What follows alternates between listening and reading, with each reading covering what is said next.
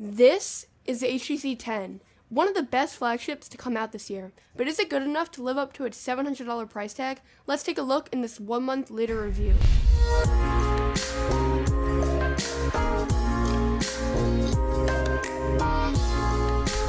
I'm going to start off this review by naming a few specifications. The HTC 10 rocks a Snapdragon 820 chip clocked in at 2.2 GHz, an Adreno 530 GPU, 4 GB of RAM, a 1440p display, Corning Gorilla Glass 3, a micro SD card slot expandable up to 256 GB of storage, a 12 megapixel back shooter with an aperture of f1.8 and laser autofocus, alongside a 5 megapixel front facing camera, and both cameras offer optical image stabilization. This all comes in at a price tag of around $700. For comparison, a OnePlus 3, which costs $300 less, packs a 1080p display with Gorilla Glass 4, a Snapdragon 820, Adreno 530 GPU, no external storage, 6 GB of RAM, a 16 megapixel primary camera, and an 8 megapixel secondary front-facing camera. So the specs are pretty close, but obviously specs don't tell you everything about a device. But for $300 less and a similar spec layout, it kind of makes $700 premium of the HTC 10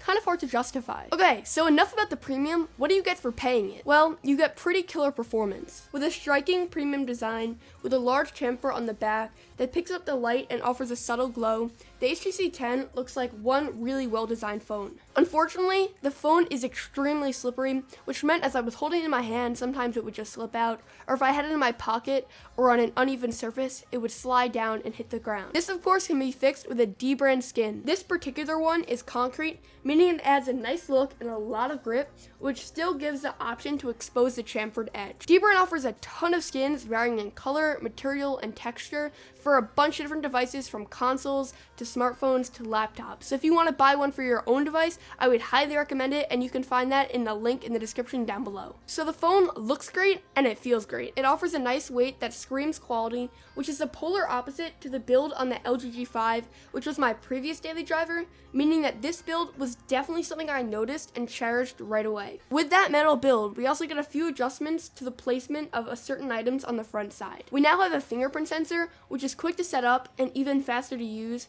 with it being very accurate. With this though, the two boom sound front-facing speakers that we really loved have vanished. We now have a two-part system. On the bottom, we have a larger driver, which produces the low and mid frequencies, and on the top, we have the speaker within an earpiece for high frequencies.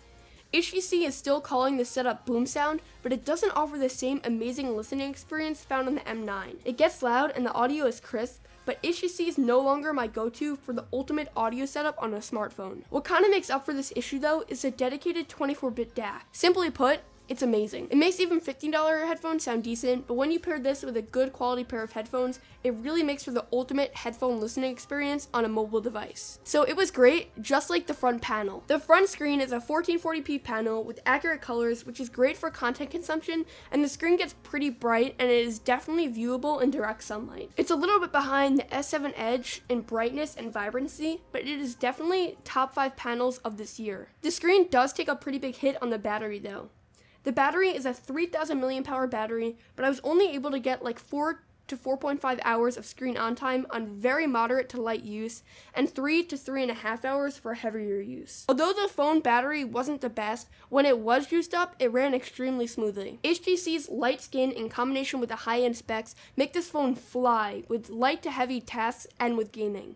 The RAM management was slightly better than average, and I enjoyed watching videos and playing games with the body only slightly heating up on me. The phone did heat up a bit while recording video, but it was one of those things that you had to try to notice in order to feel it. Speaking of recording video, the HTC 10 records 2160p video at 30 frames per second, and the quality is actually pretty good. The same quality transfers over to the photos, with the images coming out crisp, properly exposed, and well saturated. During low light conditions, noise is definitely present, but it isn't terrible, and it definitely does not take away from the shot. The camera is comparable to the 6P, with images looking slightly more compressed and less saturated in my opinion. It's a great camera and it's one of my favorites on the market to date. So that is the HTC 10. It doesn't offer many standout features, but it does get most things right. If you're looking for a rock solid build, buttery performance, a passable camera and speaker setup with a dedicated DAC for better listening, I would definitely recommend the HTC 10, and it has made my list for one of the best flagships of the year. That's it for the video. I hope you guys enjoyed it. Let me know what you thought of it in the comments down below. If you want to buy the phone or buy a Dbrand skin for this phone or another device,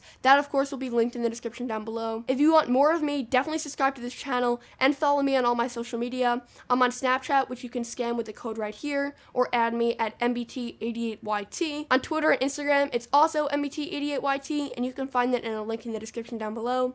And I'll catch you guys all in the next one. Bye.